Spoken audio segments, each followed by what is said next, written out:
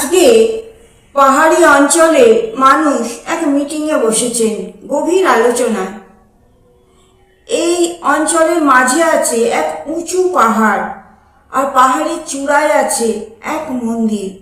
এই মন্দির কবে তৈরি হয়েছে কেউ কখনো জানে না, বহু পুরনো। কিন্তু দূর থেকে একটা শব্দ জ্বলজ্বল করে, মা শব্দটা। আজকের মিটিং হলো, আলোচনা হলো। ছেলেরা সকলেই বলল, না, সম্ভব নয় ওখানে পৌঁছানো। আজ পর্যন্ত কেউ পৌঁছতে পারেনি, আমরাও রাস্তা তৈরি করতে পারবো না। এমন সময় পিছন থেকে তারা বলে এক মহিলা উঠে দাঁড়ালেন। তিনি বললেন, আমি পারবো, আমাকে 3 মাস সময় দেওয়া হোক। এলাকার মানুষ ছিলেন পুরুষতান্ত্রিক, তারা নারী শক্তিতে ঠিক ততটা বিশ্বাসী ছিলেন না, মানে নারীদের পারদর্শিতা।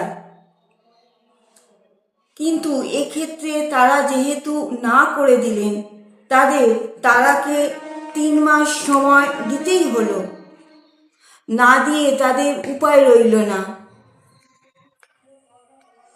তারা তখন এলাকার মেয়েদের নিয়ে ছোট ছোট দল তৈরি করে রাস্তা তৈরির সরঞ্জাম জড়ো করতে শুরু করলো।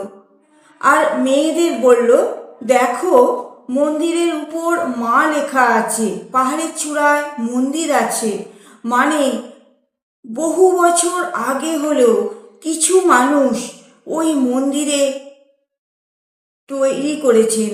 মন্দির নির্মাণ করার জন্য তাহলে নিশ্চয়ই রাস্তা ছিল, তবেই না মন্দির তৈরি হয়েছে।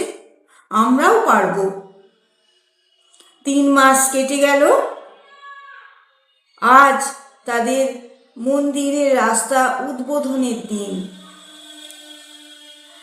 আজকে তোমাদের প্রশ্ন, আচ্ছা, তারা কেন সফল হয়েছিল মন্দির তৈরি করতে, যেখানে অনেকেই পিছিয়ে এসে না বলেছিল?